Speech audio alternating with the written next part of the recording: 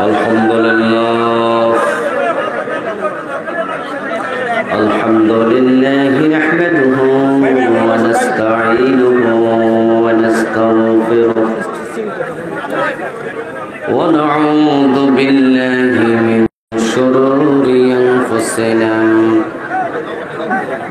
ومن سيئات أعمالنا من يهد الله فلا مضل له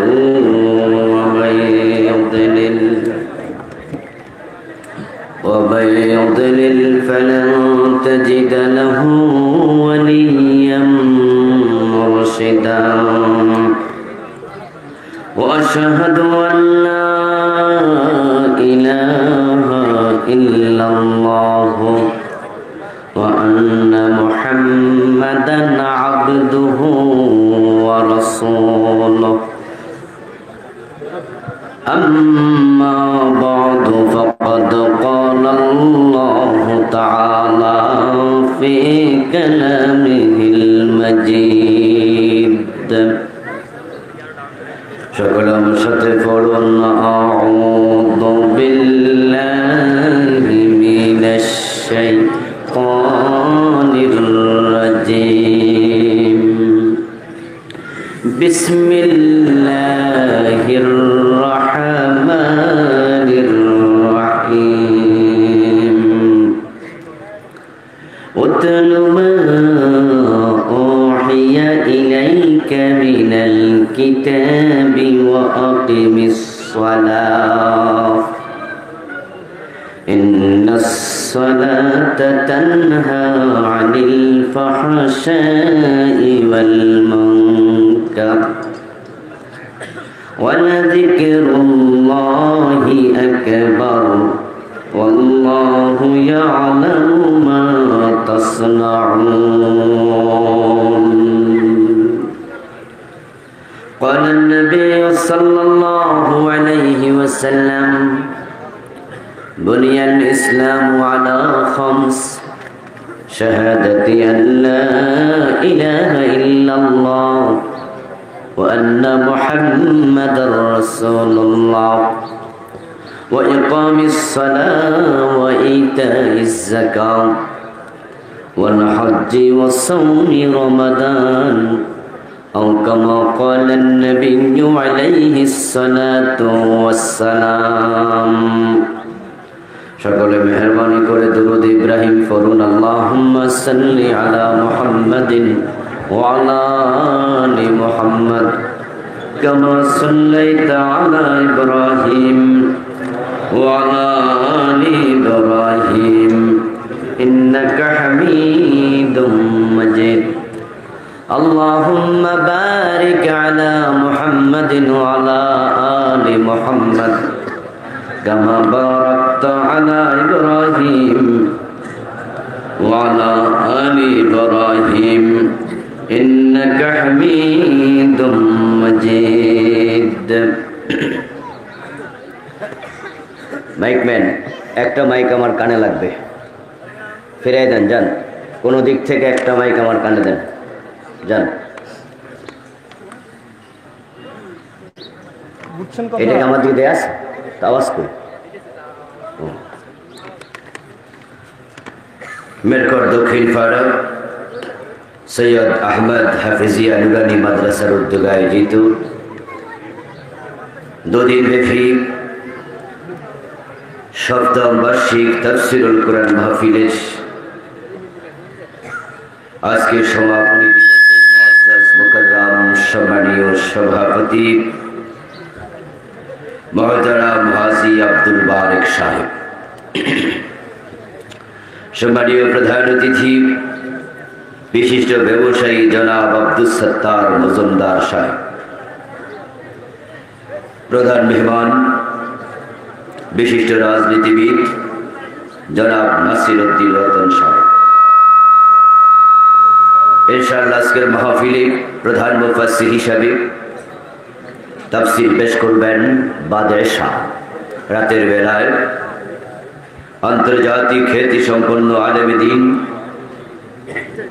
बरेण्य मुफास्सिर कुरान হাজার হাজার আলেমের উস্তাদ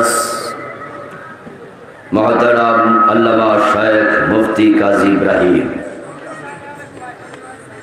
আলোচনা করবেন মুহতারাম মাওলানা জাহাঙ্গীর হাসনাইন ফারুকি সাহেব, মুহতারাম মাওলানা কামাল হোসেন সাহিদি সাহেব সহ অন্যান্য সম্মানীয় আলোচকবৃন্দ, সম্মানীয় বিশেষ অতিথিবৃন্দ, ইসলাম প্রিয় তৌহিদি জনতা, মুহতারাম উলামায়ে কেরাম, পর্দার অন্তরালের সতী সাধবী মা ও বোনেরা, আপনারা সকলে কেমন আছেন?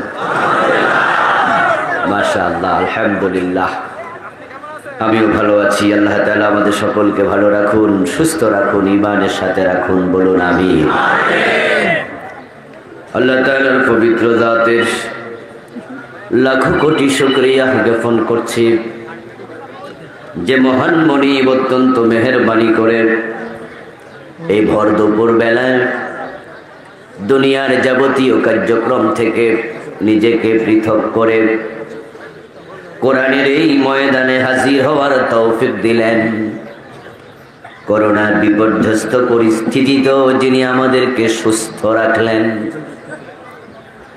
কোরআনের কথা বলার মতো শোনার মতো মন মানসিকতা দিলেন, এত সব নিয়ামতে যে মহান মনিব আমাদের ধন্য করলেন, আমরা আলোচনা শুরুতে মন প্রাণ উজাড় করে অন্তরের সবটুকুন শ্রদ্ধা এবং ভালোবাসা দিয়ে আমাদের মনিব আল্লাহ তাআলাকে শুকরিয়া জানাই, কৃতজ্ঞতা জানাই। সবাই মিলে জোরে জোরে একবার কালিমাতুশ শুকর পড়ি, আলহামদুলিল্লাহ। দরুদ ও সালাম বিশ্ব নবী সাইয়্যিদুল মুরসালিন, ইমামুনা কুদওয়াতুনা হাবিবুনা সানাদুনা তাবিবু কুলুবিনা মুহাম্মাদুর রাসূলুল্লাহ সাল্লাল্লাহু আলাইহি ওয়াসাল্লামের উপর সাহাবায়ে কেরাম ও শুহাদায়ে জামের আলা ইল্লিয়িন আল্লাহ তাআলার কাছে কামনা করছি, বলুন আমিন। আমার ভাইয়েরা, আমি আপনাদের সম্মুখে পবিত্র কোরআন মাজিদ থেকে সূরাতুল আনকাবুতের ৪৫ নম্বর আয়াতে কারিমা তিলাওয়াত করেছি। বিশ্বনবীর পবিত্র মুখ অনুসৃত একখানা ছোট্ট হাদিসে নববী পাঠ করেছি। আল্লাহ তাআলা তৌফিক দান করলে এখান থেকে কিছু কথা বলবো। ওয়া মা তৌফিকি ইল্লা বিল্লাহ। আল্লাহ তাআলা বলেন, উতলু মা উহিয়া ইলাইকা মিনাল কিতাব, হে নবী আপনি তিলাওয়াত করুন কিতাব থেকে আপনার কাছে যা ওহী করা হলো। কোরআন মাজিদের যে বিধান, যে নির্দেশনা আপনার কাছে ওহী হিসাবে নাজিল করা হলো, তা আপনি তিলাওয়াত করুন, আপনি পড়ুন, মানুষকে শুনিয়ে দেন। ওয়াকিমিস সালাহ, এবং আপনি নামাজ কায়েম করুন।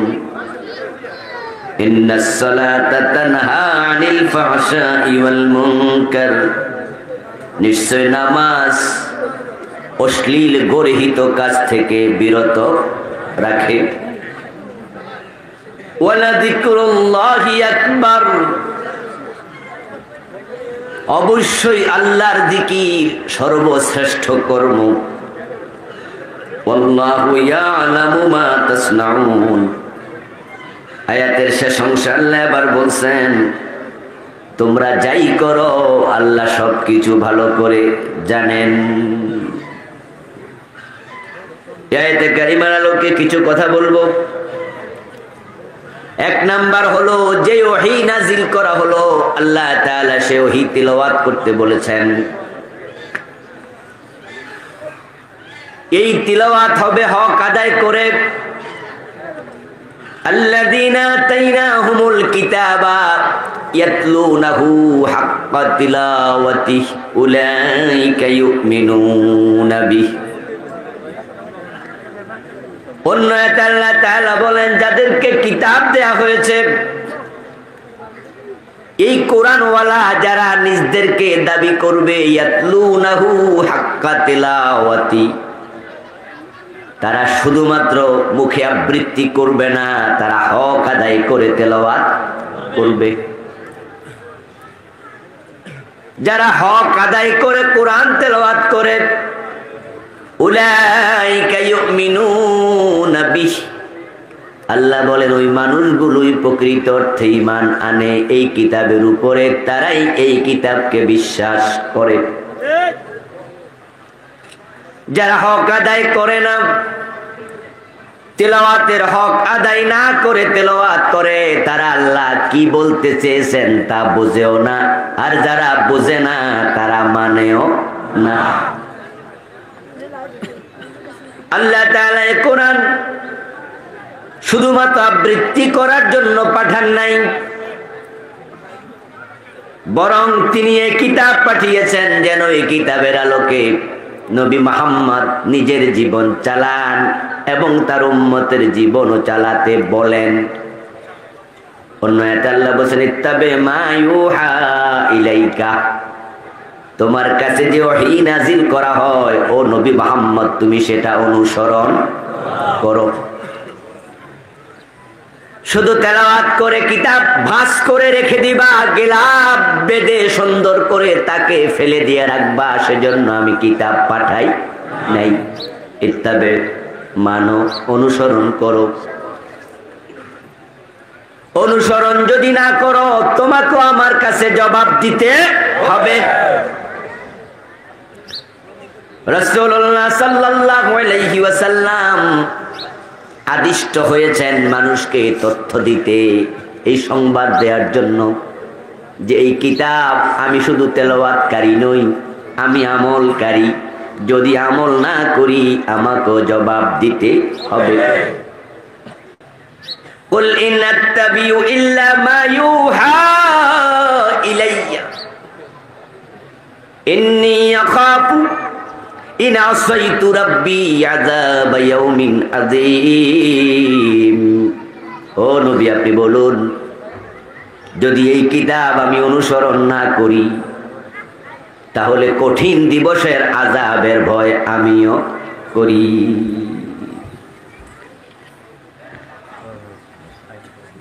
আমি আদিষ্ট হয়েছি এই কিতাব মানার জন্য, যদি আমি না করি ইন আসাইতু রাব্বি ইন্নী আখাফু ইন আসাইতু রাব্বি আযাবা ইয়াউমিন আযীম, ওই কিয়ামতের দিবসের কঠিন আযাবের ভয় আমিও করি। অর্থাৎ আপনি বলে দিন এই কিতাব অনুসরণ না করলে আল্লাহ আমি নবী মুহাম্মদকেও ছাড় দেবেন না। আমি এটা মানতে বাধ্য। রাসূলুল্লাহ সাল্লাল্লাহু আলাইহি ওয়াসাল্লামের কাছে লোকজন গেলেন, আল্লাহর হাবিবের কাছে গিয়ে বললেন ইয়া রাসূলুল্লাহ, আল্লাহ তাআলা কোরআন মাজিদে বলছেন সুর ধরে হাত কেটে দাও। এর আলোকে আপনি অর্ডার দিলেন ওই মহিলা চোর, তার হাত কেটে দিতে হবে। কিন্তু সে তো সম্ভ্রান্ত বংশের নাই, যদি তার হাত কেটে দেয়া হয় তাহলে তার বংশের মান সম্মান নষ্ট হবে, মেয়েটা খুঁত হয়ে যাবে, তার বিয়ে হবে না, মানুষের সম্মুখে লজ্জিত হবে। আমরা আপনার কাছে অনুরোধ করতে চাই আপনি তাকে হাত না কেটে অন্য কোন শাস্তির ব্যবস্থা করুন। রাসূলুল্লাহ তখন কি বললেন? লাওয়ান্না ফাতিমাতা বিনতা মুহাম্মদ সারাকাত, এই মেয়েটা নয়, যদি আমার মেয়ে ফাতেমাও চুরি করে লাকতাউ ইয়াদাহা, আমি তার হাতও কাটবই। আমি ওই মেয়ে নয়, আমার মেয়েকেও ছাড় দেব না, কারণ চোরের হাত কাটার জন্য আদেশ করেছেন কে? ওই আদেশে হেরফের করার অধিকার নবী মুহাম্মাদেরও নেই।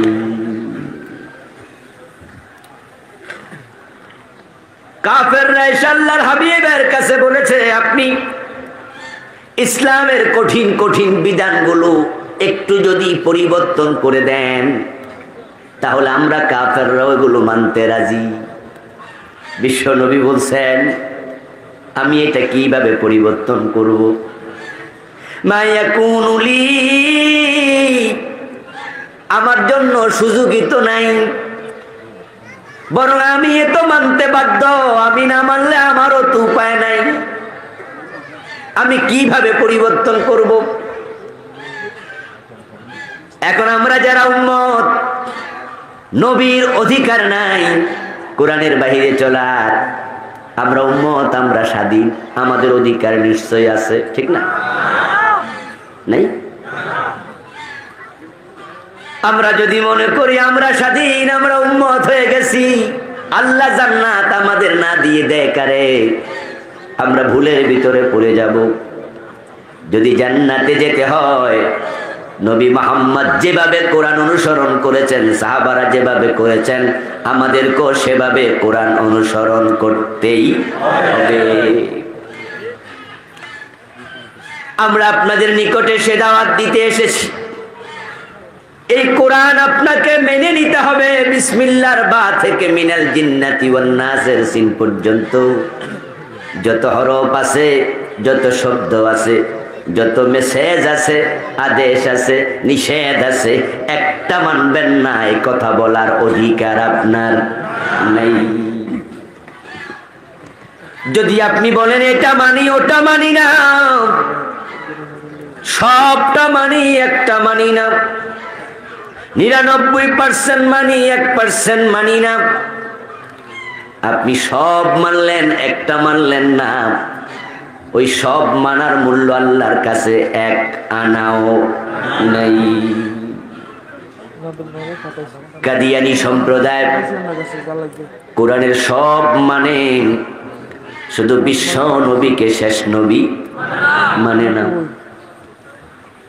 তাদের মসজিদ আছে, নামাজ আছে, রোজা আছে, টুপি আছে, দাড়ি আছে, পাজামা আছে, পাঞ্জি আছে, পাঞ্জাবি আছে, মেসওয়াক আছে, পাগড়ি আছে, ইমাম আছে, মুয়াজ্জিন আছে, হজ আছে, যাকাত আছে, রোজা আছে, নামাজ আছে, সব আছে, শুধু বিশ্ব নবীকে শেষ নবী মানে না, তাই তাদের ঈমানটাই নেই।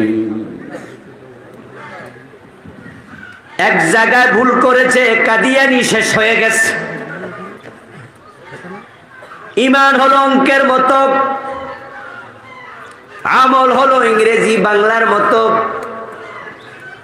10 লাইনের অঙ্ক 9 লাইন ঠিক আছে, শেষ লাইনে ভুল হয়েছে। 10 নাম্বারের অঙ্ক একটা ভুল, 10-এ কত পাবেন? 0।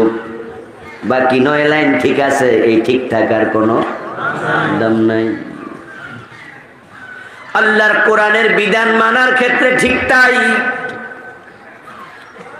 আপনি মসজিদে আল্লাহর আইন মানবেন, আদালতে মানবেন না, হজে মানবেন, অর্থনীতিতে মানবেন না, রোজায় আল্লাহর বিধান মানবেন, দেশ চালাইতে মানবেন না। কিছু মানি কিছু মানি না, সুবিধাবাদ জিন্দাবাদে মোমেন হওয়া যায় না।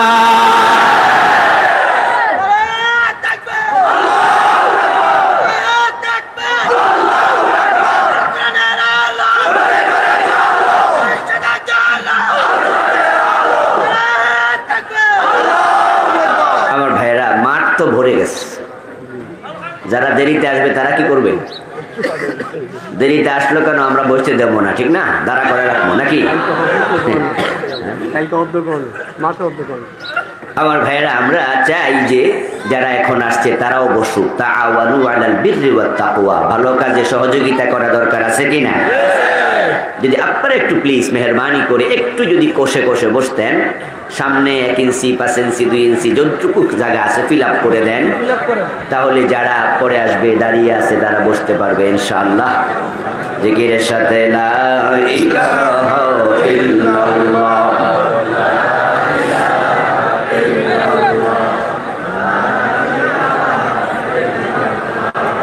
লা ইলাহা ইল্লাল্লাহ,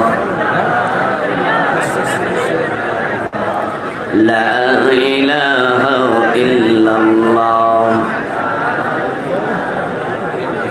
লা ইলাহা ইল্লাল্লাহ মুহাম্মাদুর রাসূলুল্লাহ।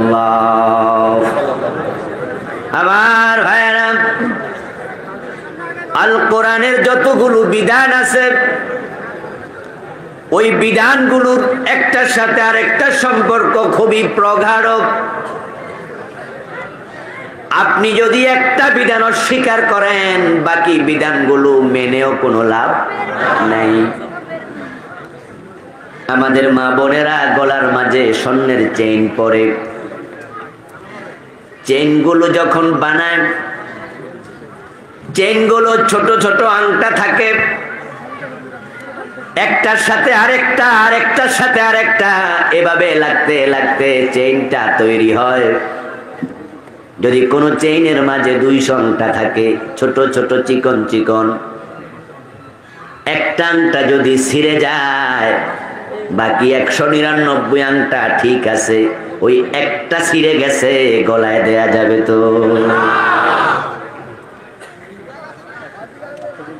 ওই একটা আংটা যদি না থাকে, ওই চেইন পরা যায় না, গলা দেয়া যায় না, এটা রেখে দিতে হয়, কাজে লাগলো না। শরীয়তে যত আদেশ আছে, যত নিষেধ আছে, সব মানতে হবে। যদি একটা না মানো, তোমার ইমানের চেইনের আংটা খুলে যাবে, ওই ইমান কোনো কাজে আসবে না। আল্লাহ তাআলা বলেন, উতলু মা উহিয়া ইলাইকা মিনাল কিতাব। ও আমার রাসূল, আপনার কাছে যে কিতাব নাজিল করা হলো, ওহী করা হলো, তিলাওয়াত করুন, মানুষকে শোনান। এরপরে এবার বলেন, ওয়াকিমিস সালাহ, এবং নামাজ কায়েম করুন। ইন্নাস সালাতা তানহা আনিল ফাহশাই ওয়াল মুনকার। নামাজ কায়েম করলে কি লাভ হবে? আল্লাহ এবার বলছেন, নামাজ যদি কায়েম করো, তোমার জীবনটা জান্নাতি মানুষের জীবনের আদলে তৈরি হবে। কারণ যে ব্যক্তি কন্টিনিউ নামাজ পড়ে, সে অন্যায় করতে পারে না, নামাজ তাকে অন্যায় থেকে ফিরাইয়া রাখবে।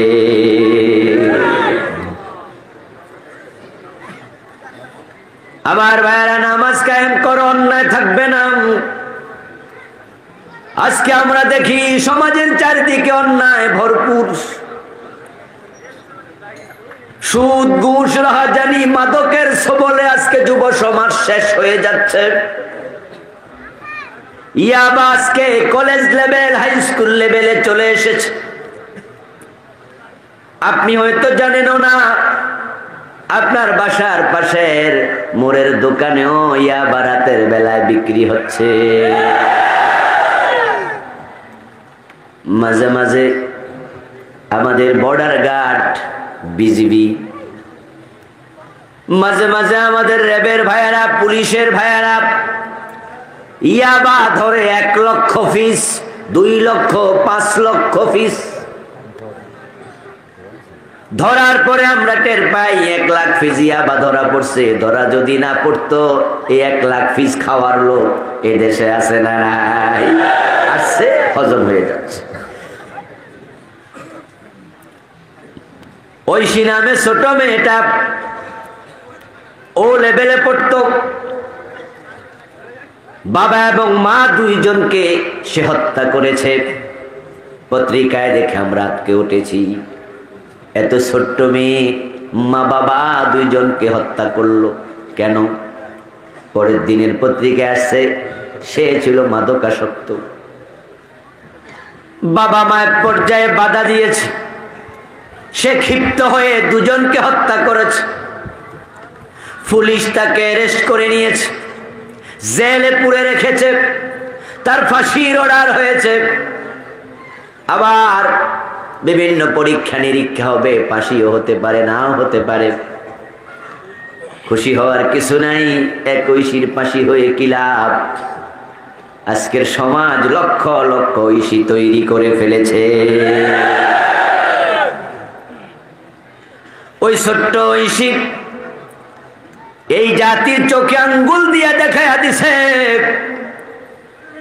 তোমরা ভাবছো মাদক ইউনিভার্সিটি লেভেলে থেমে আছে না, এটা কলেজ লেভেল পার হয়ে হাই স্কুলে এসে গেছে, ঐশী বুঝাইয়া দিছে আমরা যদি কোরআনের দিকে ফিরে না আসি এই মাদক প্রাইমারি তো চলে যেতে পারে।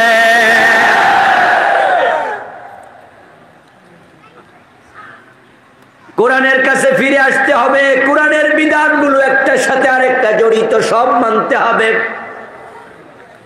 যদি না মানো দুনিয়ায় শান্তি পাবে না, আখিরাতে মুক্তি পাবে না। এই মাদক থেকে বাঁচতে যদি চাও আকিমিস সালাহ, নামাজ কায়েম করো।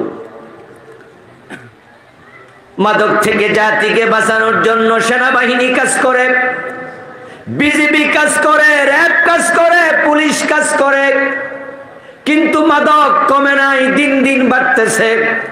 আমরা সরকারের কাছে বিনয়ের সাথে বলতে চাই, সমাজে নামাজের আইন কায়েম করে দাও।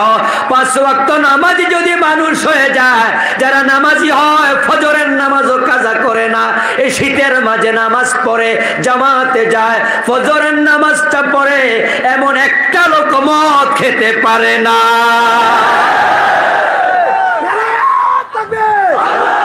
আমার ভাইয়েরা, নামাজি মদ খায় এমন 2-4 জন আছে, সেটা হলো জোহর পরে আসর পরে না, জুমা পরে ওয়াক্তিয়া পরে না, ঈদের নামাজে আছে জুমার নামাজও পড়ে না।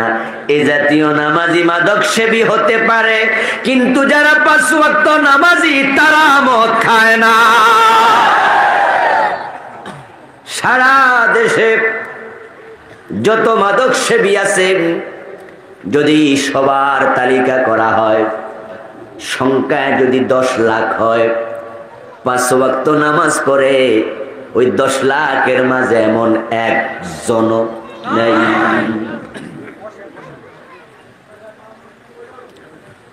ইন্নাহা লাকাবীরাতুন ইল্লা আলাল খাশিঈন।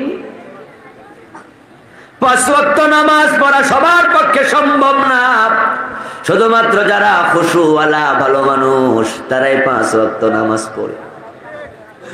আমার বন্ধু, এই নামাজ যদি সরকারি ভাবে কায়েম করে দেয়া যেত, ইসলামের বিধান তো সেটাই ছিল। আল্লাহ তাআলা সূরা আল-হজে বলেছেন, আল্লাযীনা ইম্মাক্কান্নাহুম ফিল আরদি আকামুস সালাহ ওয়া আতাউয যাকাহ ওয়া আমারু বিল মারুফি ওয়া নাহাউ আনিল মুনকার।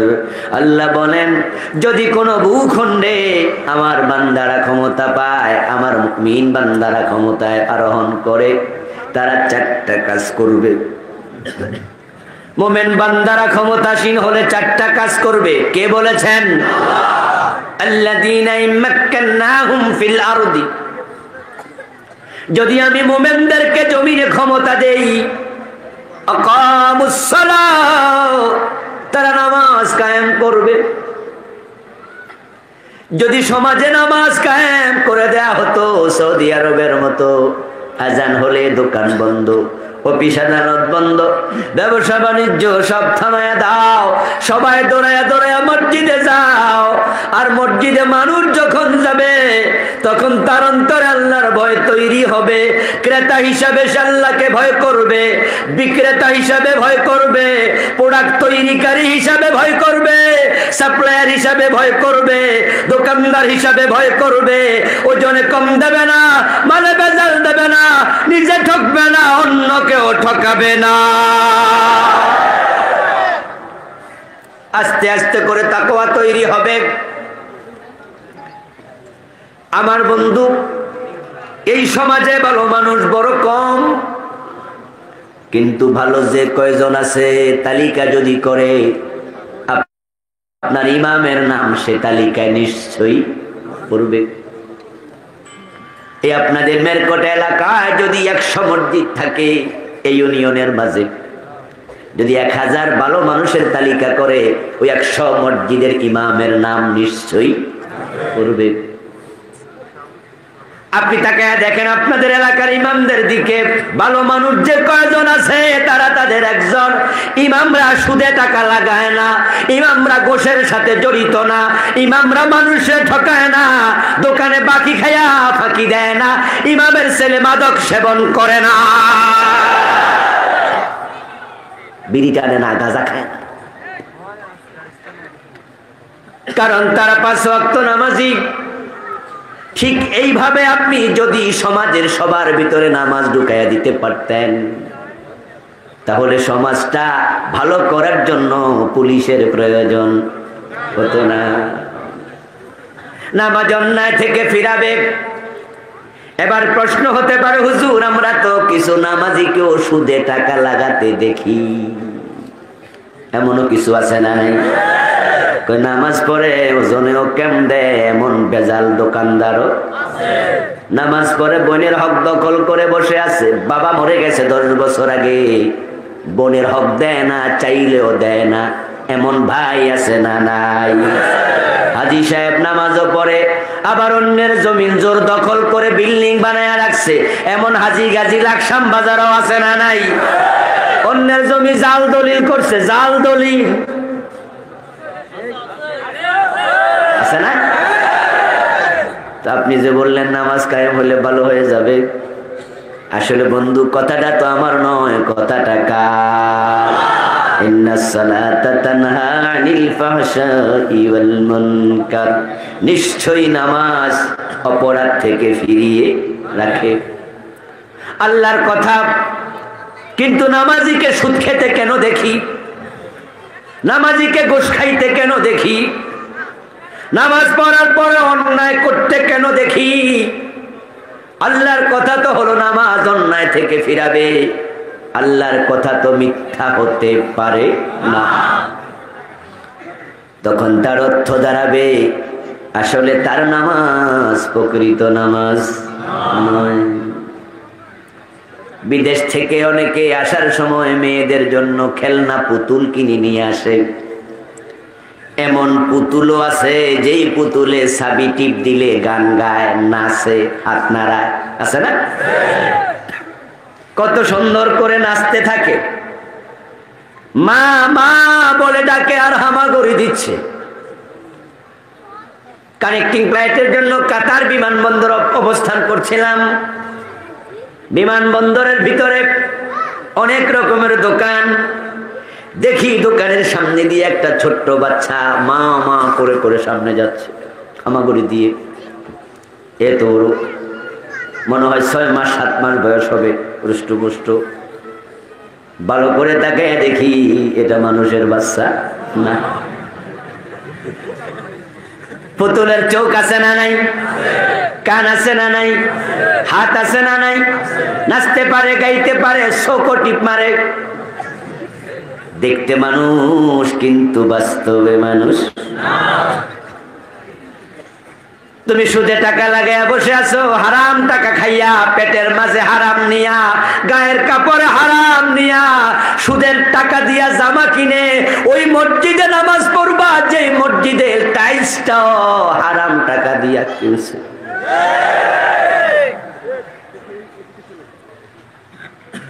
নামাজের মাঝে 13টা ফরজ, আর কান হাকাম কয় ফরজ?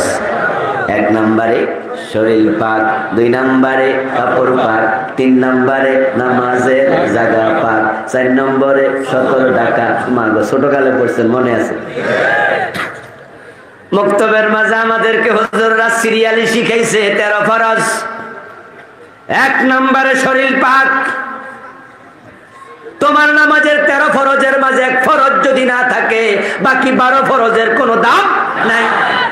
13টাই লাগবে, ঠিক না? যেমন আমাদের দেহের কিছু অঙ্গ আছে থাকা ফরজ, ফুসফুস লাগবে, কলিজা লাগবে, রক্ত লাগবে, মাথা লাগবে। পুরা বডি ঠিক আছে, কল্লা কাইটা ফেলো, বাকিটা ঠিক থাকা কোনো লাভ নাই। পুরা বডি ঠিক আছে, লাংস পচে গেছে, বডি ঠিক থাকা লাভ নাই।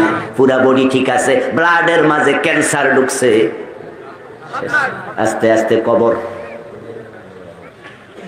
যে অঙ্গগুলো থাকা ফরজ সবগুলো থাকা লাগবে। যেমন ওযুর ফরজ হলো 4টা। কয়টা? আপনি শীতের কারণে মুখ ধুয়েছেন, হাত ধুয়েছেন, মাথা মাসে করছেন, শীত বেশি তাই পা ধর নাই, ওই 3টা ধুইছেন, ওযু তো অর্ধেক হইলে হয়েছে, ঠিক না? হয়েছে? কতটুকু হয়েছে? 4 ভাগের 3 ভাগ হয়েছে। কি হয়েছে? আমার ভাইয়েরা পা ধৌত করছেন, কিন্তু গোড়ালির একটা অংশে পানি পৌঁছে নাই। তাড়াহুড়া করার কারণে দেখছেন যে গোড়ালির পিছনে পানি পৌঁছে নাই। পা ধুইছিলেন, পানি পৌঁছে নাই, কিছু অংশ বাকি আছে। ওজুটা হয়েছে নি? কতটুকু হয়েছে? একবারে হয়। ফরজ মানে হলো সব লাগবে, কোনো বাদ দেয়া যাবে না, সবটা থাকা লাগবে।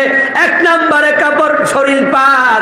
পবিত্রতা দু প্রকার, তাহারাতে জাহিরি, তাহারাতে বাতিনি। আপনার শরীরের কাপড় আছে, কাপড় পাক, 2 নাম্বার শর্ত। পবিত্রতা 2 প্রকার, তাহারাতে জাহিরি, তাহারাতে বাতিনি। যদি আপনার গায়ের কাপড়ে প্রস্রাব লাগে, আপনি এটা পানি দিয়ে ধৌত করেন, পবিত্র হবে, জাহিরি পবিত্রতা। কিন্তু 100 টাকা দিয়ে কিনছেন, 10 টাকা সুদের টাকা আছে।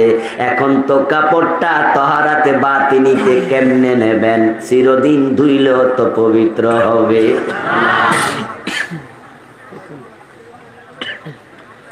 قال النبي صلى الله عليه وسلم من اشترى ثوبا ب10 دراهم فيه درهم حرام لم يقبل الله له صلاته ما دام عليه।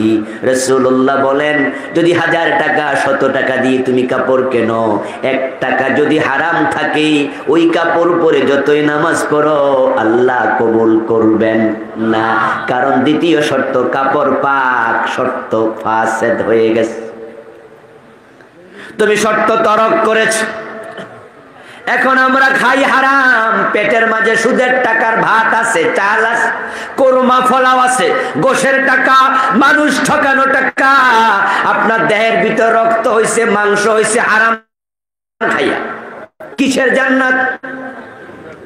নামাজ তো জান্নাতের জন্য, নামাজ জান্নাতের চাবি। অথচ বিশ্ব নবীর বক্তব্য, لا يدخل الجنة لحم نبت من السحت وكل لحم نبت من السحت فكانت النار أولى بي। যে দেহটা হারাম খায়া মোটা তাজা হয়েছে, ওই মাংস জান্নাতে প্রবেশ করবে না। 3 নম্বরে নামাজের জায়গা পাক হওয়া লাগবে, নামাজের জায়গা পাক। আজকে পরিতাপ, আমরা যারা হারাম খাই না, হারাম কাপড় পরিধান করি না, আমরাও টেনশনে আছি যে মসজিদে নামাজ পড়ি, জায়গাটা পাক কিনা। কারণ আমাদের দেশের মসজিদ গুলো তো সুদ এবং ঘুষের টাকা ঢুকে গেছে। মসজিদের সভাপতি বানানোর সময় আমরা আগে খোঁজ নেই, কারে সভাপতি বানাইলে দোতলা বানাই দিব, ঠিক না? পয়সাওয়ালা সভাপতি বানাও, পয়সাওয়ালা বানাও, হয়ে একতলা বিল্ডিংটা নিজে করে দিব, সাদের টাকা একা দিয়ে দিব।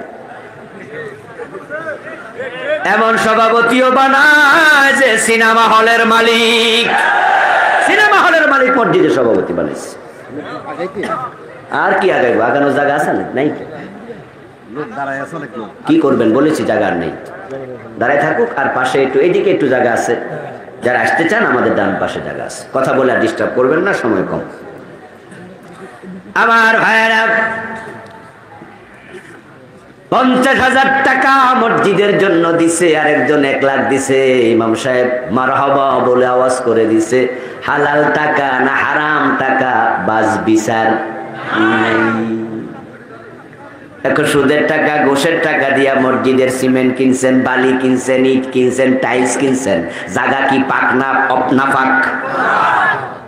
তো 3 নাম্বার না জায়গা পাক লাগবো।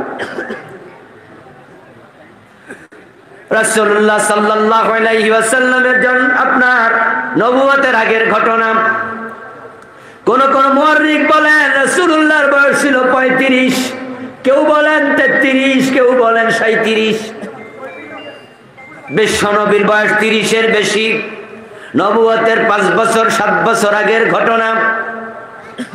মক্কার কাফেররা একত্রিত হলো, কাবা ঘরের ওয়াল ভেঙে গেছে, তাই তারা সিদ্ধান্ত নিল আমরা নতুন করে আবার কাবাটা বানাতে চাই, ওয়ালগুলো মেরামত করতে চাই, ইট কিনতে হবে। এখন তোমরা সবাই চাঁদা দাও, আল্লাহর ঘরের জন্য চাঁদা দেবে। চাঁদা দিয়ে ইট কিনে কাবা বানানো হবে। তবে সেখানে ঘোষণা করা হলো লুটের টাকা, চুরির টাকা, ডাকাতির টাকা, সুদের টাকা, অবৈধভাবে অর্জন করা কোন টাকা কাবার বিনির্মাণের চাঁদা দেয়া যাবে না। বিশ্বনবীর জন্মের নবুয়তের আগের ঘটনা। মক্কার কাফেররা বোঝে আল্লাহর ঘরে হারাম টাকা লাগানো ঠিক হবে না। সবাই বৈধ টাকা দাও, অবৈধ কিছু দিও না। বৈধ টাকা দিছে, টাকার পরিমাণ এমন হলো, ইট কিনছে। কাবা মূলত 4 কোণ বিশিষ্ট ছিল না। ইব্রাহিম আলাইহিস সালাম যখন কাবা বানাইছেন, তার বেনাটা ছিল এরকম করে, এক সাইডে একটু কোনা তেসরা, 2 কোনা ছিল সমান, বাকি 2 কোনা ছিল না, একটু তেসরা টাইপের। হজ এবং উমরা করার জন্য যারা গেছেন তারা দেখছেন কাবার সাথে একটা জায়গা আছে খালি, এটার নাম হাতিম। কি নাম? ওইটা মাথা পরিমাণ ওয়াল আছে, বাকি আর ওয়াল নাই। এর ভিতরে ঢুকে মানুষ নামাজ পড়ে। ইব্রাহিম আলাইহিস সালাম কাবা যখন বানাইছেন, ওই হাতিমটা কাবার ভিতরে ছিল, সবটা ছিল কাবা। এই জন্য হাতিমে নামাজ পড়া আর কাবার ভিতরে নামাজ পড়া একই কথা, এটা কাবার ডাইরেক্ট অংশ। ওয়ালিয়াতাওয়াফু বিল বাইতিল আতীক, আল্লাহ বলছে কাবা তাওয়াফ করো। এই জন্য এটা উঁচু করে রাখছে, এর ভিতর দিয়ে তাওয়াফ চলবে না, তাই এটা সহ তাওয়াফ করা লাগে। তাওয়াফ করতে গেলে হাতিম সহ করা লাগে। ওই হাতিম কাবার অংশ। কিন্তু কুরাইশরা যে টাকা জমাইছে, ওই টাকা দিয়ে সবটা কেনার, ইট কিনবে টাকা নাই, তাই তারা ওই অংশটুকু বাদ দিছে। বাদ দিয়া তারপরে চতুষ্কোণ করে কাবা বানাইছে, হারাম টাকা তারা লাগায় নাই। কাফের হওয়ার পরেও বোঝে আল্লাহর ঘরে হারাম টাকা লাগানো যায় না। আর আজকে আমরা কোন মার্কা মুসলমান, আমরা এটাও বুঝলাম না।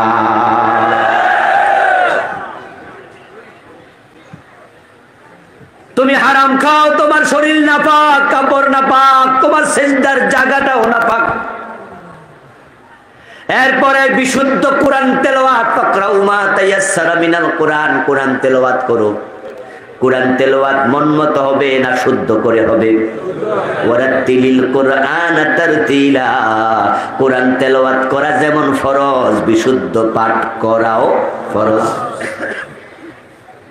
কিন্তু আমাদের মাঝে এমন নামাজি আছে 30, 40, 50 বছর নামাজ পড়ে, কিন্তু সূরা ফাতিহাটাই বিশুদ্ধ নাই, এমন নামাজি আছে না? না। তো ফরজ তরক হলো, একটা ফরজ তরক হলে নামাজ বাদ। আর আমরা 3টা 5টা তরক করছি, আমাদের নামাজ তো মাথার উপরে ওঠে না। ফুতুল দেখতে মানুষের মতো, কিন্তু মানুষ না। যাদের নামাজ হারাম থেকে ফিরাতে পারে না, আল্লাহ বলছে নিশ্চয়ই নামাজ অন্যায় থেকে ফিরাবে। বুঝে নিতে হবে আল্লাহর কথা সত্য, তোমার নামাজটা আসল নামাজ না। এই নামাজটা আমাদের পড়তেই হবে, যথাযথভাবে পড়তে হবে। কিন্তু অতীব দুঃখের সাথে বলা লাগে, ইদানিং কালে মসজিদ গুলো খালি হয়ে যাচ্ছে। ফজরের টাইমে সালাম ফিরে দেখবেন কোন মসজিদে 1 কাতার, কোন মসজিদে আধা কাতার, কোন মসজিদে এমনও আছে ইমাম আর মুয়াজ্জিন ছাড়া কোন মুসল্লি নেই। নামাজ আজকে মুস্তাহাব নফল হয়ে গেছে, মনে চাইলে পড়লাম, মনে চাইলে পড়লাম না। কুরবানির ঈদের মার্কেটে যাবেন, গরু বাজারের পাশে মসজিদ, আসরের আজান হলো হাইয়া আলাস সালাহ, নামাজে আসো। কিন্তু পাবলিক গরু কিনা নিয়ে ব্যস্ত, কিনতে কিনতে আসর শেষ, গরু বাড়িতে নিতে নিতে মাগরিব শেষ, ওয়াজিব নিয়ে ব্যস্ত, ফরজের খবর। লাকসাম বাজারে বাজারের দিন যাবেন, আপনাদের এলাকায় বাজারের দিন বাজারে গেলে দেখবেন মাগরিব পরে বারান্দা দাঁড়ায়া বাজারের দিকে তাকাবেন, মসজিদে আসছে কতজন আর মার্কেটে আছে কত হাজার। বাবা নামাজ পড়ে ছেলে পড়ে না এমন পরিবার আছে না নাই? নামাজ আজকে অপশনাল ম্যাটার, মন চাইলে পড়লাম মন চাইলে পড়লাম না। অথচ বন্ধু, যার নামাজ নাই প্রকৃত অর্থে তার ঈমানটাই নাই। قال النبي صلى الله عليه وسلم من ترك صلاة متعمدا فقد كفر। বিশ্বনবী বলছেন, যে ব্যক্তি ইচ্ছা করে নামাজ ছেড়ে দেয় সে কুফরি করে। বাইনাল মারই ওয়া বাইনাল কুফরি তারকুস সালাহ। আরেকটি হাদিসে এসেছে, একজন লোক মুমিন নাকি সে কাফের তার পার্থক্যকারী মাত্র নামাজ, শুধুই নামাজ, শুধুই নামাজ। যার নামাজ নাই তার দ্বীন নাই। প্রখ্যাত দুজন সাহাবীর বক্তব্য, ইবনে মাসউদ ইবনে ওমর রাদিয়াল্লাহু তাআলা আনহুমা দুজনে বলছেন, লা দীনা লিমান লা সালাতা লা। যার নামাজ নাই তার দ্বীনই নেই। নামাজ এমন এক ইবাদতের নাম যেটা মানুষের জীবন থেকে আলাদা হবে না। রোজা আলাদা হতে পারে, তুমি অসুস্থ রমজান মাসে শরীয়ত বলবে রোজা রাখা লাগবে না, তুমি রোজা পরে কাজা করিও।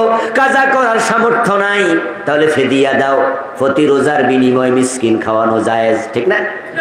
ফিদিয়া তো মিসকিন, রোজা লাগবে না। তুমি গরিব, হজ লাগবে না। তুমি গরিব, যাকাত দিতে হবে না। ইসলামের 5টা বড় বড় খুঁটি, তুমি গরিব হওয়াতে তোমার হজ মাপ, গরিব হওয়াতে যাকাত মাপ, অসুস্থ হওয়াতে রোজা মাপ। কিন্তু নামাজ এমন এক ইবাদত যেটা মাফের কোনো সিস্টেমই নাই। তুমি এত অসুস্থ দোস্ত, দাঁড়াতে পারো না, রাসূল বলে দাঁড়াইতে না পারলে বসে পড়ো, ঠিক কি না? বসে না পারলে মাফ, জি না? সাল্লি কায়েমা, দাঁড়ায়া পড়ো। ওয়া ইল্লাম তাস্তাতি ফাকায়দা, পারো নাই তো বসে পড়ো। ইল্লা আলা জানবিন, বসতে পারো না শুয়ে পড়ো, মাপ নাই, মাপ নাই। এমন অ্যাক্সিডেন্ট করেছেন, পুরা শরীরে ব্যান্ডেজ, আগুনে দগ্ধ হয়ে গেছেন, পা থেকে মাথা পর্যন্ত একবারে প্যাকেট বানায়া দিছে ব্যান্ডেজ করে। পানি ব্যবহার করার কোনো অনুমতি ডাক্তার দেয় না। 15 দিন 20 দিন পানি ছুঁইতে পারবা না। ইসলাম বলে পানি নাই, ওযু দরকার নাই, তায়াম্মুম করে হলো তোমাকে নামাজ পড়তেই হবে। দাঁড়াইতে পারো না তো বসো, বসে পারো না তো শোও। লঞ্চ ডুবে গেছে, তুমি যাত্রী, বাঁচার জন্য সাঁতার কাটছেন, জীবন মৃত্যুর সন্ধিক্ষণে অবস্থান করছেন, তাকায় দেখতেছেন সাঁতার কাটতে কাটতে সূর্য ডুবে যাচ্ছে, আসর পড়া হয় নাই, হুঁশ আছে, মনেও আছে। এই অবস্থায় বাঁচবেন না মরবেন জানেন না, তীরের সন্ধানে সাঁতার কাটতে কাটতে যাচ্ছেন। শরীয়তের বিধান হলো হুঁশ যদি থাকে তোমাকে সাঁতার কাটতে কাটতে ইশারায় হলো আসর পড়তেই হবে।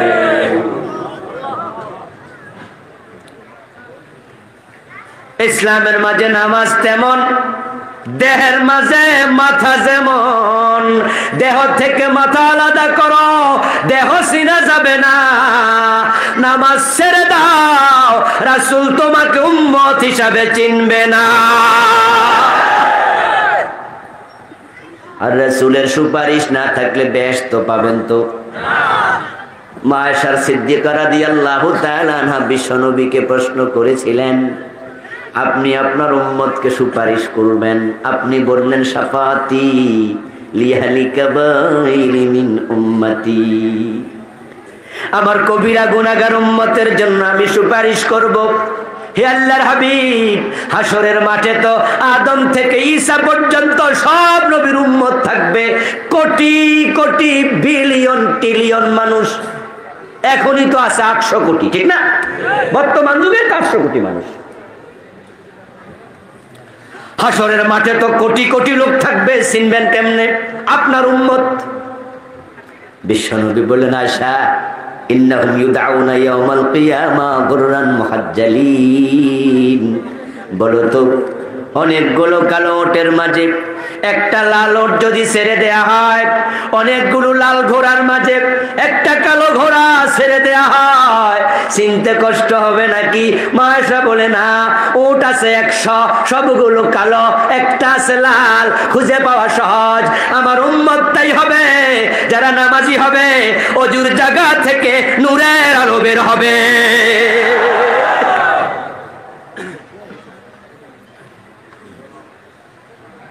এই জন্য বলবো বন্ধু, নামাজের ব্যাপারে সাবধান হওয়া দরকার আছে না নাই?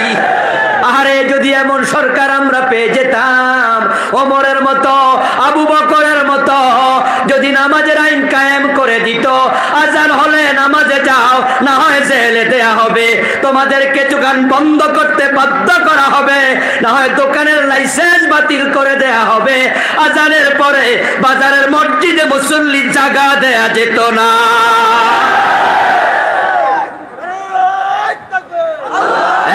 একটা মসজিদে 2-4-5 বার জমাত হওয়া লাগতো।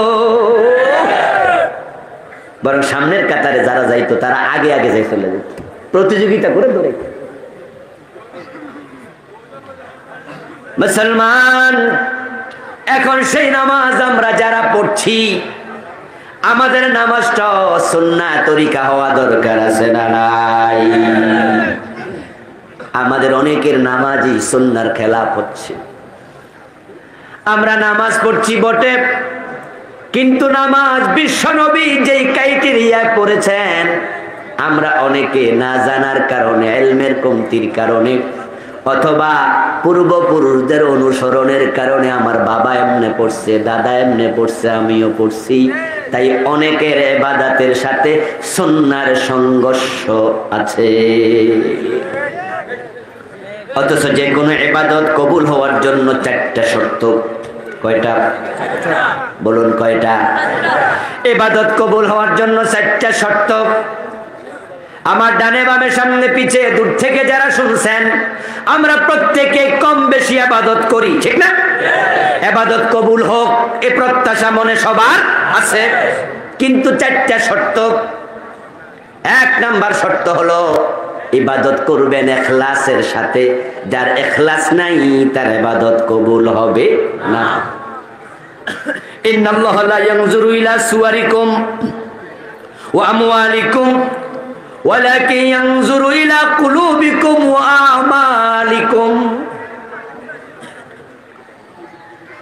আপনি কোটি টাকা দিয়ে মসজিদ করেছেন, আপনার মনে মনে চিন্তা, এলাকার মানুষ আপনাকে বলবে দানবীর।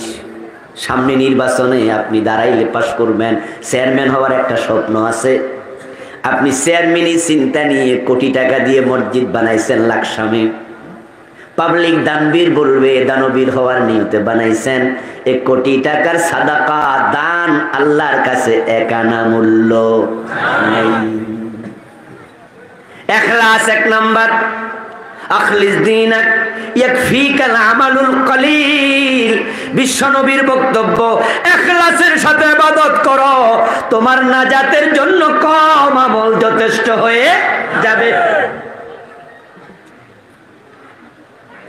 2 নাম্বার শর্ত হচ্ছে দলিল। যে ইবাদত আপনি করলেন তার দলিল থাকা লাগবে। মাগরিবের ফরজ কয় রাকাত? কথা বলতে হবে, কয় রাকাত? কেউ যদি 4 রাকাত পড়ার পরে বলে, ঘোষণা দেয়, আমি সওয়াব একটু বেশি পাবো, তোমরা পড়ছো 3 রাকাত, আমি পড়ছি, সে বেশি পাবে? কারণ রাসূল 4 রাকাত মাগরিব পড়েছেন এমন কোন দলিল নাই। আপনার ইবাদতে দলিল লাগবে, কোরআন এবং হাদিস থেকে দলিল লাগবে। যার পক্ষে দলিল নাই তার ইবাদত ইবাদত না, ইবাদত না, ইবাদত না, এটা বাতিল, এটা আল্লাহ পর্যন্ত যাবে না। তাই তো আমরা বলি ঈদে মিলাদুন নবী পালন করো না, করো না, করো না। কারণ ঈদে মিলাদুন নবী রাসূল পালন করে নাই, জন্ম দিবস, মৃত্যু দিবস সাহাবারা পালন করে না। আমরা বাবার জন্ম দিবস, মায়ের জন্ম দিবস পালন করি না, নিজেরটাও করি না। এটা খ্রিস্টানদের সংস্কৃতি। Happy birthday, happy birthday. এমন সংস্কৃতি মুসলমানের সংস্কৃতি না। এখন মুসলমানের ছেলেরাও নিজের জন্ম দিবস, ছেলেমেয়ের জন্ম দিবস ঢাকা শহরে দেখি কেক কাটা পালন করতেছে। দাওয়াতও দেয়, দাওয়াতও দেয়। দেখি 3 কোনা কেক বাসায় পাঠাইছে। এরে কিসের কেক? পাশের ফ্ল্যাটে জন্ম দিবস পালন। ঈদে মিলাদুন নবী ইসলামী সংস্কৃতি নয়। রাসূল 2টি ঈদ উদযাপন করেছেন, ঈদুল ফিতর, ঈদুল আজহা। নামাজ আছে, খুতবা আছে, কেমনে পালন করবা নিয়মও আছে না নাই? কিন্তু ঈদে মিলাদুন নবী তোমরা বানাইছো, দলিল নাই, দলিল নাই। এখানে আলেম ওলামার অভাব নাই। আপনাদের বিবেকের কাছে আমি বলে যাই, খুঁজবেন। কিতাব আসমানে উঠে যায় নাই, সব বুখারী, মুসলিম, সিয়াসিত্তা, তার বাহিরের সব কিতাব এখনো জমিনে আছে না নাই? তো খুঁজতে আপত্তি কেন? এখন তো ইন্টারনেটের যুগ, ক্লিক করলে তো হাদিস আছে, দলিল আসে, আকওয়াল আসে, সব আসে। ঈদে মিলাদুন নবী পালন দূরের কথা, ঈদে মিলাদুন নবী বাক্যটাই কোরআন হাদিসে নাই। এই বাক্যটাই নাই। আপনি দেন আমাকে বের করে, দেখা হবে আমার সাথে আবার কয়দিন পরে। আমার বাড়ি তো 14 গ্রাম, আমি পলাই যাবো কোথায়? শুধু মিলাদুন নবী বাক্যটা পাওয়া যায়। তিরমিজিতে গেছেন, সেখানে পাপ পাবেন। বাবু মিলাদিন নবী, রাসূলের জন্ম নিশ্চয় হয়েছে, ঠিক না? জন্ম তো হয়েছে, কিন্তু ঈদ পাইলেন কই? বাক্যটাই নাই। আমি আপনাকে জাস্ট উদাহরণ দিলাম একটা দিয়া। দ্বিতীয় শর্ত, দলিল লাগবে। ইবাদত করবেন, দলিল নাই, এটা ইবাদত হতে পারে না, এটা কবুল হবে না। 3 নাম্বার, আপনি যদি চান আপনার ইবাদত কবুল হোক, ইবাদত করলে হবে না, রাসূলের তরিকা মতো করা লাগবে। রাসূল করেছেন যেভাবে, আপনিও করবেন সেভাবে। নামাজে যখন আমরা যাই, কেউ যদি আগে রুকু সেজদা দিয়া পরে রুকু করে, নামাজ হবে? রুকু করা কি? সেজদা করা কি? আবার বলেন, রুকু করা কি? সেজদা করা কি? তো সে কি বাদ দিছিনি?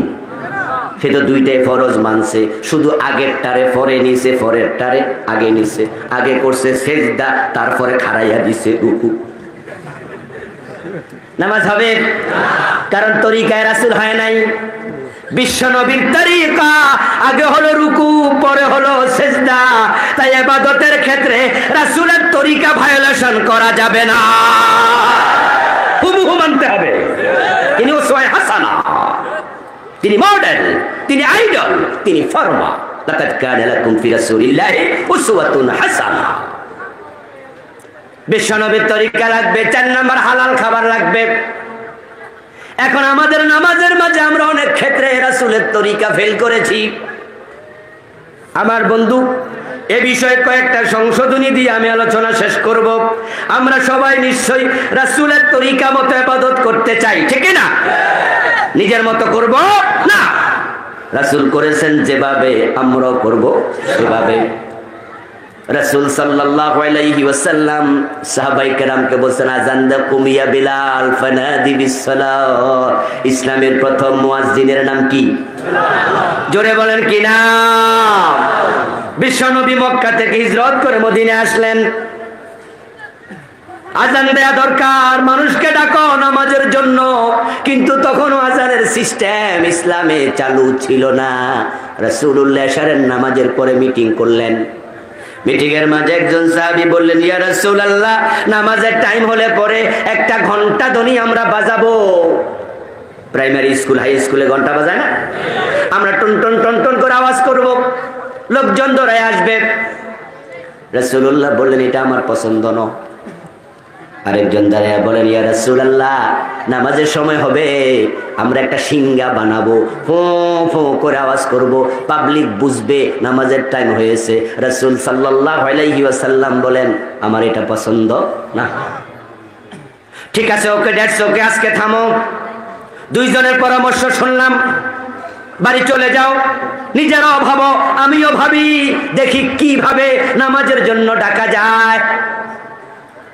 প্রখ্যাত সাহাবী আব্দুল্লাহ ইবনে যায়েদ রাদিয়াল্লাহু তাআলা আনহু উনি বলছেন, আমি রাতের বেলায় ঘুমাতে গেলাম, বালিশের মাঝে মাথায় রেখে আমি ভাবতেছিলাম নামাজের জন্য কিভাবে ডাকা যায়, কিভাবে ডাকা যায়। রাসূলুল্লাহ তো পরামর্শ দুইটা পছন্দ করলেন না, কি করা যায় ভাবতে ভাবতে ঘুম এসে গেল। স্বপ্নে দেখি আল্লাহর এক বান্দা একটা ঘন্টা নিয়ে হেঁটে চলে যাচ্ছে। আমি ডাকলাম, এ আল্লাহর বান্দা, তুমি এই ঘন্টা ধ্বনিটা কোথায় নিয়ে যাও, আমি কিনতে চাই, বিক্রি করবে কিনা? আল্লাহর বান্দা আমারে বলতেছে, এটা কিনে তুমি কি করবা? আমি জবাব দিলাম, নামাজের টাইম হলে আমি আওয়াজ করবো টুন টুন টুন টুন করে। আল্লাহর বান্দাটা এবার বলতেছে, আমি তোমাকে এসে ভালো কিছু শিখাতে চাই, শিখবা নাকি? কি শিখাবে বলো? আল্লাহু আকবার। আল্লাহু আকবার বলতে বলতে আজান শেষ করে ফেললো। পুরাট আজান আমাকে স্বপ্নে সে শুনাই। ফজরের টাইমে রাসূল সাল্লাল্লাহু আলাইহি ওয়াসাল্লামের কাছে দৌড়ায়া গেলাম। মসজিদে নববীতে গিয়ে, ইয়া রাসূলুল্লাহ, আমি এরকম একটা স্বপ্ন দেখেছি। আজানটা আমি শোনানোর পরে বিশ্বনবী খুশি হয়ে বললেন, চমৎকার চমৎকার, ইন্নাহা লারুইয়া হক, এই স্বপ্ন সত্য। সুবহানাল্লাহ, স্বপ্নটা সত্য স্বপ্ন। কুমিয়া বেলাল পানাদি বিসসালাহ, ও বেলাল এখানে আসো, তোমার কণ্ঠ খুব তারাজ। আব্দুল্লাহ, তোমার কণ্ঠ ছোট, আজানের জন্য বড় কণ্ঠ ভালো, মানুষ দূর থেকে শুনবে, তুমি বেলালকে শুনাইয়া দাও। বেলাল, তুমি আজান দিয়ে দাও। হযরত বেলাল রাদিয়াল্লাহু তাআলা আনহু জোরে জোরে আল্লাহু আকবার বলে আজান দেয়া শুরু করলেন। হযরত ওমর বলেন, আজানের ধ্বনি আমার কানে যখন পৌঁছলো, আমার গায়ে চাদর ছিল না, চাদরটা লইয়া টানতে টানতে দৌড় মারলাম মসজিদে নববীর দিকে। রাসূলের কাছে গিয়ে বললাম, ইয়া রাসূলুল্লাহ, এই শব্দ পাইলেন কই? এটা তো আমিও স্বপ্ন দেখেছি।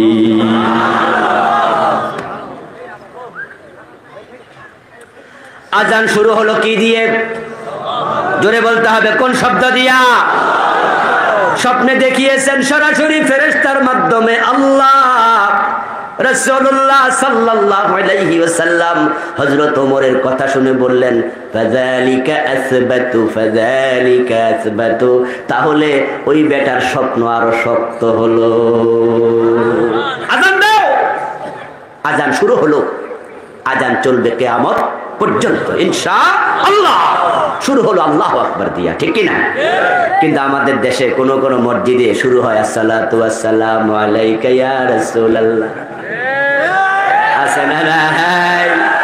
আজানের আগে দুরূদ শরীফ পড়তেছে, আসসালাতু ওয়াসসালামু আলাইকা ইয়া রাসূলুল্লাহ। আমি বলি, ভাই তুমি এটা পাইলা কই? রাসূলকে তো সাহাবা আব্দুল্লাহ ইবনে যায়েদ শুনাইছে, আল্লাহু আকবার দিয়া শুরু, লা ইলাহা ইল্লাল্লাহ দিয়া শেষ। সামনে দুরূদ লাগাইলা কেন? কেন লাগাইলা? কয় হুজুর অসুবিধা কি?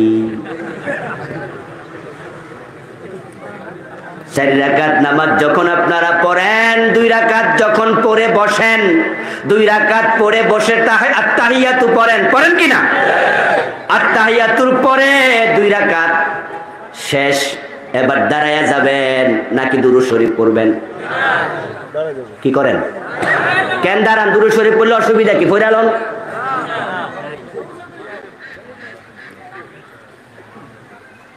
আশহাদু আল্লা ইলাহা ইল্লাল্লাহু ওয়া আশহাদু আন্না মুহাম্মাদান আবদুহু ওয়া রাসূলুহু, এটুকু বলে আপনি খাড়ায়া যান।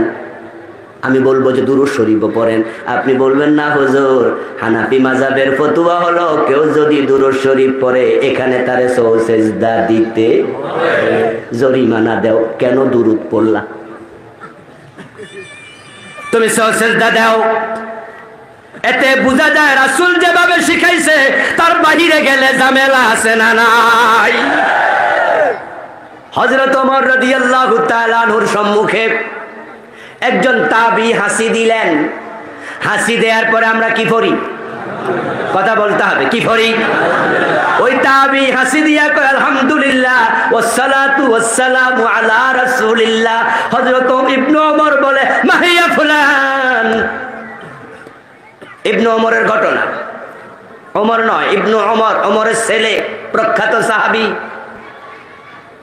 ও বেটারা কয় থামো মিয়া, রাসূলুল্লাহ আমাদের শিখাইছে হাসি দিয়া আলহামদুলিল্লাহ পড়ো, তুমি দুরূদ শরীফ পাইলা কই? তখন ওই তাবি কয় অসুবিধা কি, একটু সওয়াব তো বেশি হইব। ইবনে ওমর বলে অসম্ভব, রাসূলের ইসলামের মাঝে বাড়ানো যাবে না, কমানো যাবে না। এখন আসসালাতু ওয়াসসালামু আলাইকা আপনি পড়লেন, এটা আপনি কোথায় পেলেন? আবেগ দেখানো যাবে না, আবেগের নাম ইসলাম নয়, আবেগের সাথে বিবেক থাকা লাগবে। আচ্ছা, এবার আজান শুরু হলো।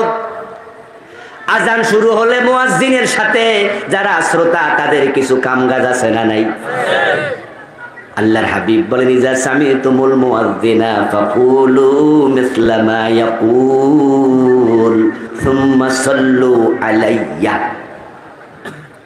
আল্লাহর হাবিব বলছেন মুয়াজ্জিনকে যখন আজান দিতে শুনবে, মুয়াজ্জিন আজানে যা বলে শ্রোতা তোমরাও তাই বলো।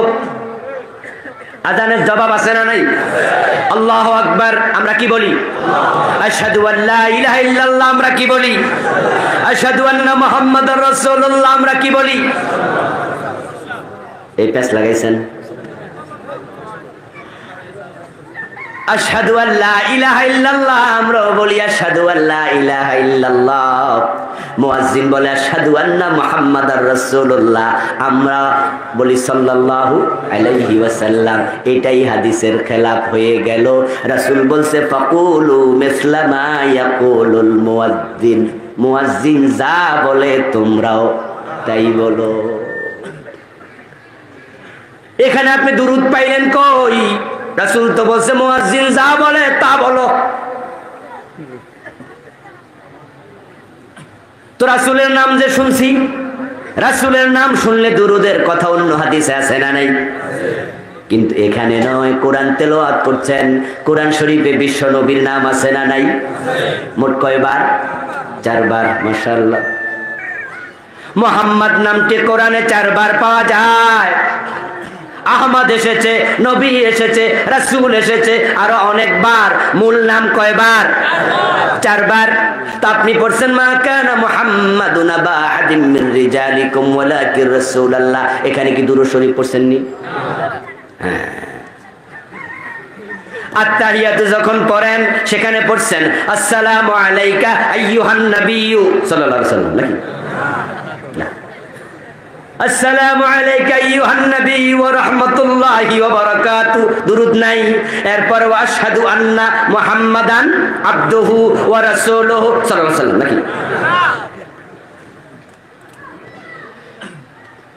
এখানে দুরূদ নাই, এখানে দুরূদ নাই। এখানে রাসূল যেভাবে শিখাইছে সেভাবে বলো। আজানের জবাবে বলবা আশহাদু আন্না মুহাম্মাদুর রাসূলুল্লাহ, আমরাও বলবো আশহাদু আন্না মুহাম্মাদুর রাসূলুল্লাহ। তারপরে রাসূল বলছেন মুয়াজ্জিন যখন বলবে হাইয়া আলাস সালাহ, এবার তোমরা এখানে একটু ব্যতিক্রম বলো। তোমরা বলো লা হাওলা ওয়ালা কুওয়াতা ইল্লা বিল্লাহ। ব্যাপারটা কি? ব্যাপার হলো মুয়াজ্জিন কয় হাইয়া আলাস সালাহ, নামাজে আসো। আমরাও যদি কোন হাইয়া আলাস সালাহ, ও মুয়াজ্জিন তুমিও আসো। কথাটা কইল নি? এই জন্য বিশ্বনবী বলছে এখানে ওইটা কইও না। মুয়াজ্জিন কে হাইয়া আলাস সালাহ, হাইয়া আলাল ফালাহ, কল্যাণের দিকে আসো। মসজিদ কল্যাণের জায়গা, ঠিক কি না? মসজিদ শুধু নামাজের জায়গা না, মসজিদ সংসদ ভবন, মসজিদ গণভবন, মসজিদ বঙ্গভবন, মসজিদ সচিবালয়, মসজিদ মন্ত্রণালয়। হযরত ওমর মসজিদে বসে অর্ধ দুনিয়া চালাইছে।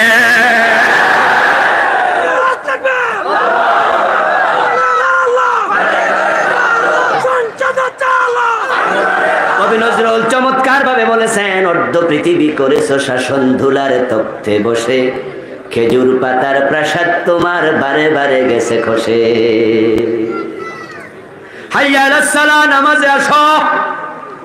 এবার আপনি উত্তর দেবেন লা হাওলা ওয়ালা কুওয়াতা ইল্লা বিল্লাহ, লা হাওলা আনিল মাসিয়া ওয়ালা কুওয়াতা আলা তাআ ইল্লা বিল্লাহ। বাংলা অর্থ হলো ও ও মুয়াজ্জিন তুমি নামাজের জন্য ডাকছো, আমিও যেতে রাজি, কিন্তু যাওয়ার জন্য আল্লাহর সাহায্য দরকার আছে না নাই? তাই লা হাওলা ওয়ালা কুওয়াতার অর্থ হলো আমি আল্লাহর সাহায্য ছাড়া গুনাহ থেকে বাঁচতে পারবো না, আল্লাহর সাহায্য ছাড়া ভালো কাজও করতে পারবো না, আমি রাজি। এইভাবে আপনি বলতে বলতে আজান শেষ। লা হাওলা ওয়ালা কুওয়াতা ইল্লা বিল্লাহ, হাইয়া আলাল ফালাহ। রাসূল বলে বলো লা হাওলা ওয়ালা কুওয়াতা ইল্লা বিল্লাহ। এবার মুয়াজ্জিন বলবে লা ইলাহা ইল্লাল্লাহ, তুমিও বলো লা ইলাহা ইল্লাল্লাহ। বলতে বলতে আজান শেষ। এখন আজানের পরে কাম কি? এবার আমরা আল্লাহুম্মা রাব্বা হাযিহি দাওয়াতিত তাম্মা বলি, ঠিক কি না? আজানের পরে আমরা পড়ি দোয়া, কিন্তু না রে ভাই, সুন্নাহ হলো সুম্মা সাল্লু আলাইয়া।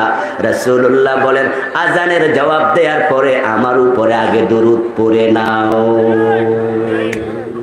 ওই যে আমার নাম শুনছিলা, তখন তো আর দুরুদটা পড়তে পারো নাই, তা আজান শেষ হয়েছে, এখন দুরুদ পড়ো। সুবহানাল্লাহ বলেন। আমরা জানলামই না। আপনি এবার দুরুদ পড়বেন, যেই কোন দুরুদ, সবচেয়ে ছোট দুরুদ হলো সাল্লাল্লাহু আলাইহি ওয়াসাল্লাম। তারপরে এবার আল্লাহুম্মা রাব্বা হাযিহি দাওয়াতি তাম্মা দোয়া শুরু। এখন এই দোয়ার মাঝে আমরা কেউ কেউ হাত তুলি, কেউ হাত তুলি না, দুটাই আছে। কিছু লোককে হাত তুলতে দেখবেন, কিছু লোক তোলে না। এখন কোনটা সুন্নাত? রাসূলুল্লাহ সাল্লাল্লাহু আলাইহি ওয়াসাল্লাম মাঝে মাঝে হাত তুলে দোয়া করেছেন, হাদিসে পাওয়া যায়, কিন্তু অলওয়েজ দোয়াতে হাত তুলতেন না। মসজিদে ঢুকতে দোয়া আছে না নাই? হাত তোলেননি। বের হতে দোয়া আছে না নাই? হাত তোলেননি। খাওয়ার সময় দোয়া আছে না নাই? হাত তোলেননি। এই আদিয়াল মাসুরাতে রাসূল হাত তুলতেন না। আজানের পরে যে দোয়া, সেই দোয়াতেও হাত তোলার কোনো হাদিস পাওয়া যায় না। এখন আপনি বলবেন হুজুর একটু মজা লাগে, হাত তুললে একটু আন্তরিকতা লাগে। আমি বলবো দোস্ত, সুন্নাহর বাহিরে গিয়ে মজা পাওয়া যাবে না, মজা সুন্নাহর ভিতরে পেতে হবে। এবার আপনি নামাজে আসছেন, নামাজে আপনি দাঁড়াবেন। নামাজে দাঁড়ানোর সময় কিভাবে দাঁড়াবেন? যখন আপনি একা একা সুন্নাহ নামাজ পড়ছেন, দাঁড়ানোর সময় আপনার দুই পায়ের মাঝখানে ফাঁকা থাকা লাগবে। কতটুকু?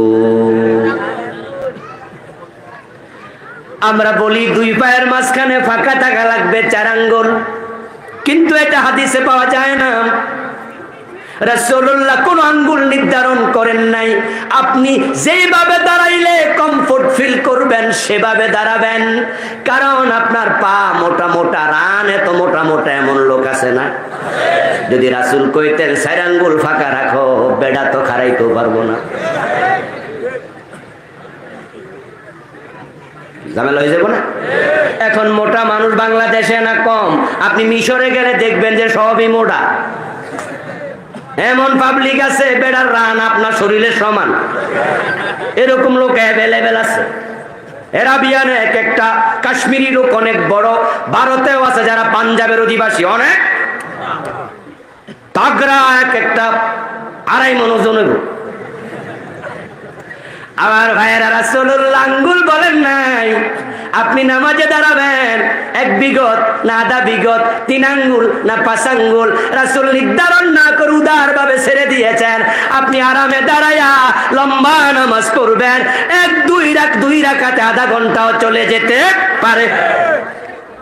কিন্তু আমরা দেশে দেখি, যদি কেউ একটু বেশি জায়গা রাখে, চোখ বড় কইরা চায় এই কেমনে খারাইছে।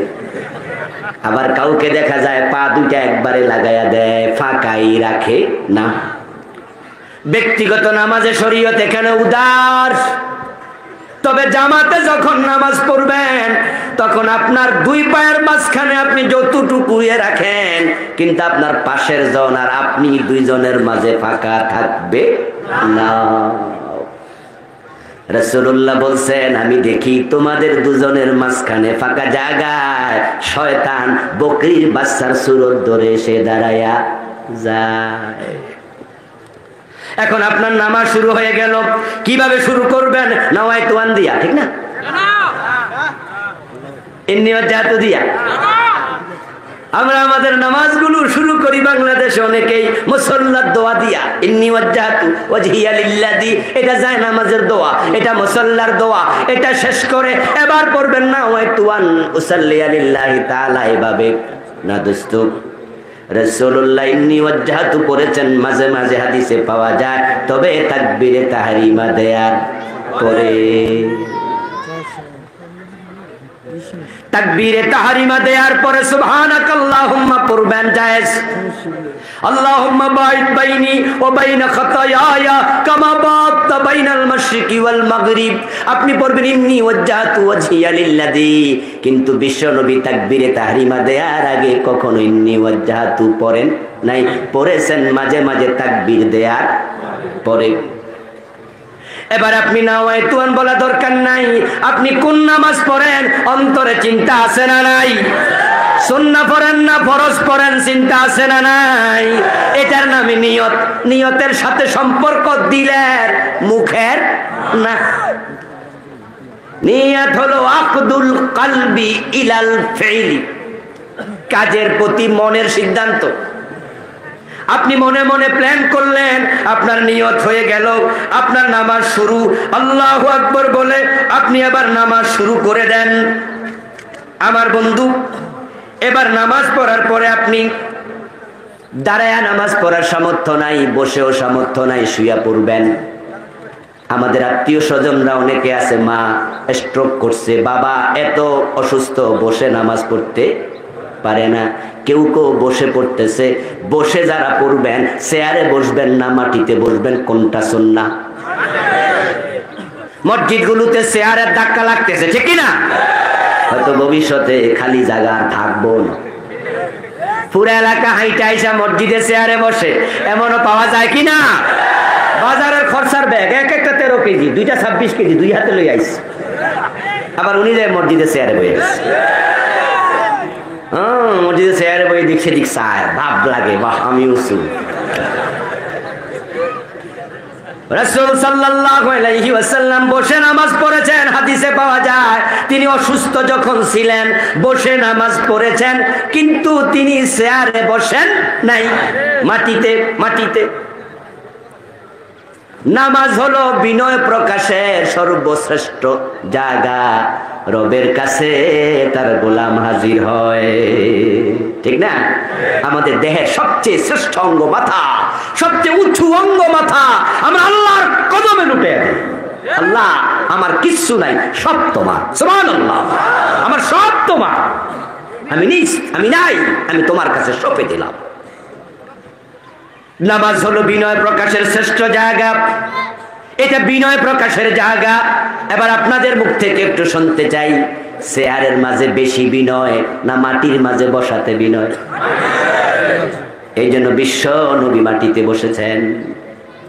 কিন্তু বন্ধু, মাটিতে বসার মতো অবস্থাও নাই, শরীরটা এমন খারাপ, মাজায় ব্যথা, পায়ে ব্যথা, হাঁটু বাস করা যায় না, মাটিতে বসা যায় না। এখন কোন উপায় নাই, এখন উপায় হলো দুটা, হয়তো শুয়ে পড়বেন, না হয় চেয়ারে বসবেন। মাটিতে বসার অবস্থাও কেউ আছে এমন। আমি আমার খুব কাছের একজন মানুষ, উনাকে দেখি উনি চেয়ারে বসে নামাজ পড়ে, অথচ উনি আমাদের সাথে ঘুরে ফিরে চলে সব।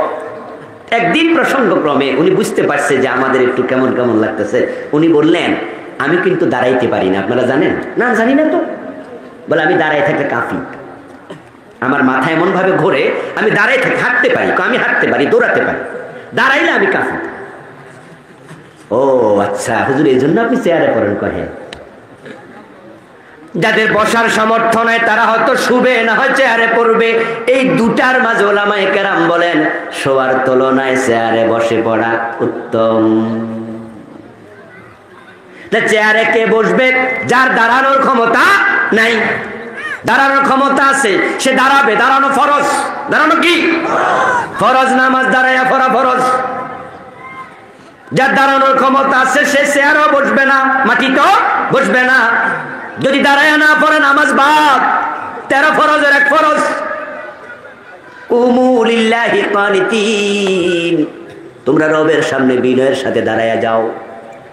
এখন চেয়ারে বসলেন হলো, আপনি যেহেতু মাটিতে বসতে পারেন না, কিন্তু যারা শুয়ে পড়বে আত্মীয় স্বজন আপনজন, এখন বলুন তো শীত হয়ে শুবে না কাত হয়ে?